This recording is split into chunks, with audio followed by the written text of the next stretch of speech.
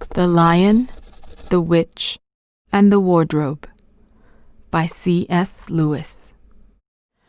Chapter 12. Peter's First Battle. While the dwarf and the white witch were saying this, miles away the beavers and the children were walking on hour after hour into what seemed a delicious dream. Long ago they had left the coats behind them, and by now they had even stopped saying to one another, "Look, there's a kingfisher," or "I say bluebells," or "What was that lovely smell?" or "Just listen to that thrush." They walked on in silence, drinking it all in, passing through patches of warm sunlight into cool, green thickets, and out again into white mossy glades, where tall elms raised the leafy roof far overhead, and then into dense masses of flowering currant, and among hawthorn bushes where the sweet smell was almost overpowering.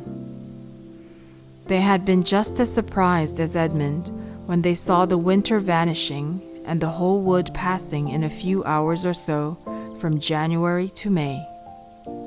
They hadn't even known for certain, as the witch did, that this was what would happen when Aslan came to Narnia.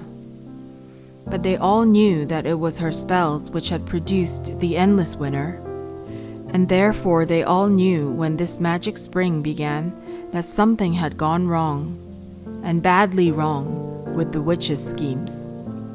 And after the thaw had been going on for some time, they all realized that the witch would no longer be able to use her sledge. After that, they didn't hurry so much, and they allowed themselves more rests and longer ones. They were pretty tired by now, of course, but not what I'd call bitterly tired, only slow and feeling very dreamy and quiet inside, as one does when one is coming to the end of a long day in the open. Susan had a slight blister on one heel. They had left the course of the big river some time ago, for one had to turn a little to the right, that meant a little to the south, to reach the place of the stone table. Even if this had not been their way, they couldn't have kept to the river valley once the thaw began, for with all that melting snow, the river was soon in flood, a wonderful, roaring, thundering yellow flood, and their path would have been underwater. And now the sun got low, and the light got redder, and the shadows got longer, and the flowers began to think about closing. "Not long now," said Mr. Beaver, and began leading them uphill across some very deep, springy moss. It felt nice under their tired feet, in a place where only tall trees grew, very wide apart. The climb, coming at the end of the long day, made them all pant and blow, and just as Lucy was wondering whether she could really get to the top without another long rest, suddenly they were at the top, and this is what they saw. They were on a green open space from which you could look down on the forest, spreading as far as one could see in every direction, except right ahead. There, far to the east, was something twinkling and moving. "By gum!" whispered Peter to Susan. "The sea!" In the very middle of this open hilltop was the stone table. It was a great grim slab of gray stone, supported on 4 upright stones. It looked very old, and it was cut all over with strange lines and figures that might be the letters of an unknown language. They gave you a curious feeling when you looked at them. The next thing they saw was a pavilion pitched on one side of the open place.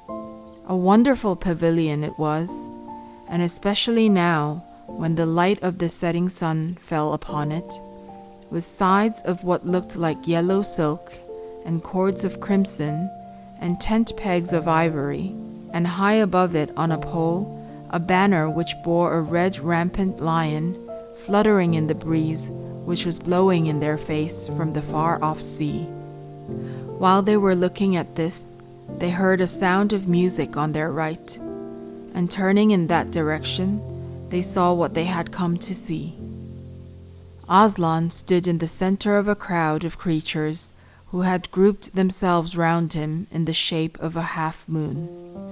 There were tree women there, and well women, dryads and naiads as they used to be called in our world, who had stringed instruments. It was they who had made the music. There were 4 great centaurs. The horse part of them was like huge English farm horses, and the man part was like stern but beautiful giants. There was also a unicorn, and a bull with the head of a man, and a pelican, and an eagle, and a great dog. And next to Aslan stood 2 leopards, of whom one carried his crown, and the other his standard.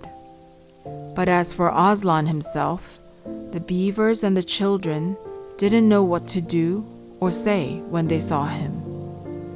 People who have not been in Narnia sometimes think that a thing cannot be good and terrible at the same time.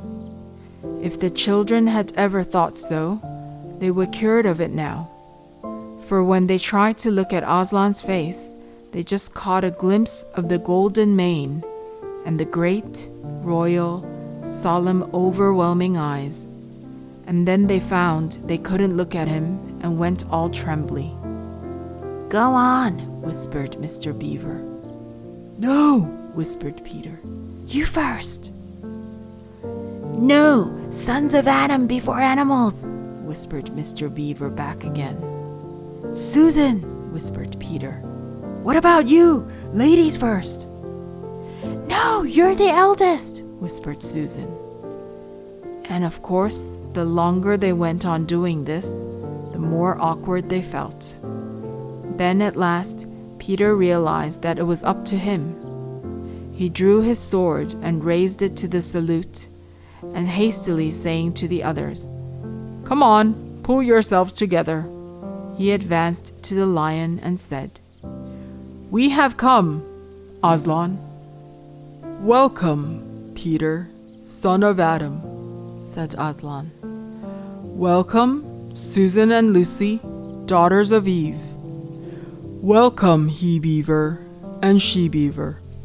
His voice was deep and rich, and somehow took the fidgets out of them.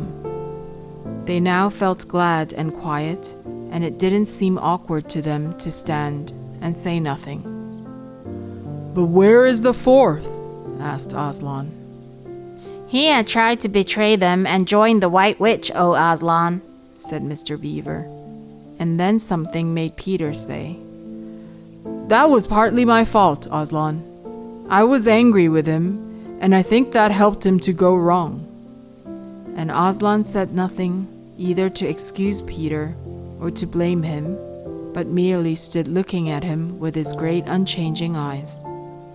And it seemed to all of them that there was nothing to be said.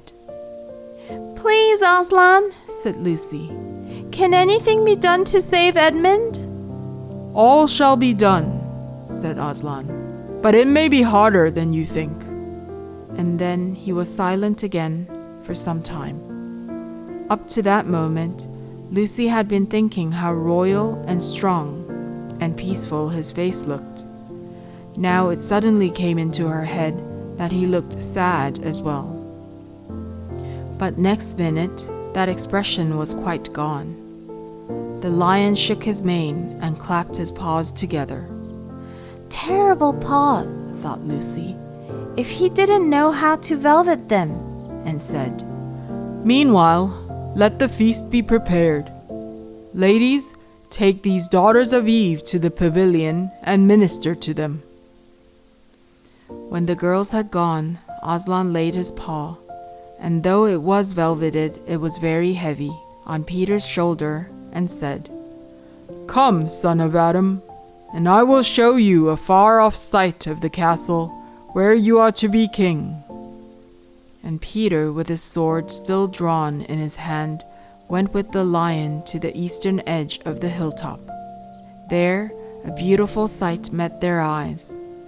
The sun was setting behind their backs. That meant that the whole country below them lay in the evening light, forest and hills and valleys, and winding away like a silver snake, the lower part of the great river. And beyond all this, miles away, was the sea. And beyond the sea, the sky, full of clouds which were just turning rose color with the reflection of the sunset. But just where the land of Narnia met the sea, in fact, at the mouth of the great river, there was something on a little hill, shining. It was shining because it was a castle, and of course the sunlight was reflected from all the windows which looked toward Peter and the sunset. But to Peter, it looked like a great star resting on the seashore. "That, O man," said Aslan, "is Cair Paravel of the 4 thrones, in one of which you must sit as king. I show it to you because you are the firstborn, and you will be high king over all the rest." And once more Peter said nothing, for at that moment a strange noise woke the silence suddenly. It was like a bugle, but richer. "It is your sister's horn," said Aslan to Peter in a low voice, so low as to be almost a purr, if it is not disrespectful to think of a lion purring. For a moment, Peter did not understand. Then, when he saw all the other creatures start forward and heard Aslan say with a wave of his paw, "Back! Let the prince win his spurs!" he did understand, and set off running as hard as he could to the pavilion. And there he saw a dreadful sight. The naiads and dryads were scattering in every direction. Lucy was running toward him as fast as her short legs would carry her, and her face was as white as paper. Then he saw Susan make a dash for a tree and swing herself up, followed by a huge gray beast. At first, Peter thought it was a bear. Then he saw that it looked like an Alsatian, though it was far too big to be a dog. Then he realized that it was a wolf standing on its hind legs with its front paws against the tree trunk, snapping and snarling. All the hair on its back stood up on end. Susan had not been able to get higher than the second big branch. One of her legs hung down so that her foot was only an inch or 2 above the snapping teeth. Peter wondered why she did not get higher or at least take a better grip. Then he realized that she was just going to faint, and that if she fainted, she would fall off. Peter did not feel very brave, indeed. He felt he was going to be sick. But that made no difference to what he had to do. He rushed straight up to the monster and aimed the slash of his sword at its side. That stroke never reached the wolf. Quick as lightning, it turned round, its eyes flaming, and its mouth wide open in a howl of anger. If it had not been so angry that it simply had to howl, it would have got him by the throat at once. As it was, though all this happened too quickly for Peter to think at all, he had just time to duck down and plunge his sword, as hard as he could, between the brute's forelegs into its heart. Then came a horrible, confused moment like something in a nightmare.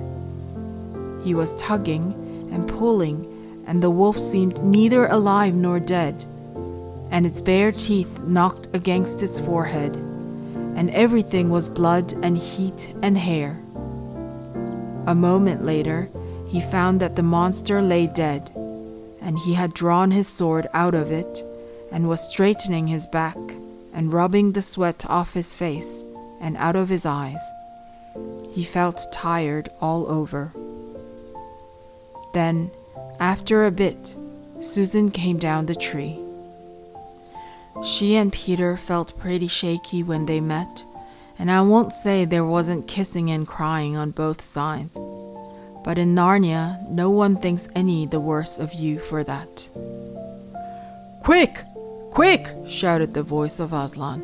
Centaurs! Eagles! I see another wolf in the thickets. There, behind you. He has just darted away. After him, all of you. He will be going to his mistress. Now is your chance to find the witch and rescue the fourth son of Adam. And instantly, with a thunder of hoofs and beating of wings, a dozen or so of the swiftest creatures disappeared into the gathering darkness. Peter, still out of breath, turned and saw Aslan close at hand. You have forgotten to clean your sword, said Aslan. It was true. Peter blushed when he looked at the bright blade and saw it all smeared with the wolf's hair and blood. He stooped down and wiped it quite clean on the grass, and then wiped it quite dry on his coat. Hand it to me and kneel, son of Adam, said Aslan. And when Peter had done so, he struck him with the flat of the blade and said, Rise up, Sir Peter Wolfsbane, and whatever happens, never forget to wipe your sword.